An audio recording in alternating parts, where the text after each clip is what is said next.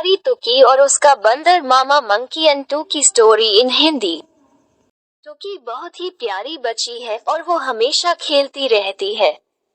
वैसे तो टुकी का वास्तविक नाम जया है, लेकिन जब वो बहुत छोटी थी तो वो पूरा दिन टुक टुक देखती रहती थी, इसलिए उसकी बुआ उसे प्यार से टुकी बुलाने लगी।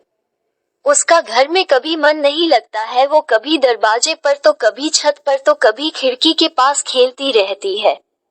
थोड़ी शैतान थोड़ी मासूम है टुकी, लेकिन सबका मन बहलाती है ये टुकी। बोली बहुत प्यारी है इसकी, गाना भी बहुत मीठा गाती है और टीवी में देख के नाच भी कर लेती है ये टुकी। एक बार टुकी अपने मामा के घर गई अपने मम्मी और पापा के साथ। वहाँ उनके बहुत मामा जी थे जिनके साथ वो खूब घूमती थी और मस्ती करती थी।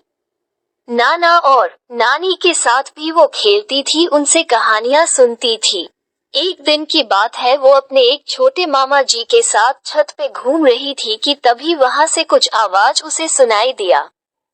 वो बहुत डर गई और अपने मामा के गोदी में चिपक गई। टुकी को देख के मामा हंसने लगे और उन्होंने कहा कि टुकी ये कोई डरावना आवाज नहीं है, ये तो मासूम बंदर की आवाज है जो तुमसे मिलने आया है। टुकी देखी तब सामने तो एक लंबी लंबी पूंछ वाला बंदर था जो उसके तरफ देख रहा था।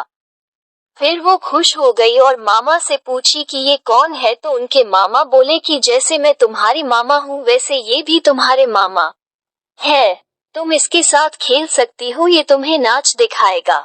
फिर टुकी खूब हंसने लगी और बंदर मामा मेरे बंदर मामा करके बंदर के साथ खेलने लगी।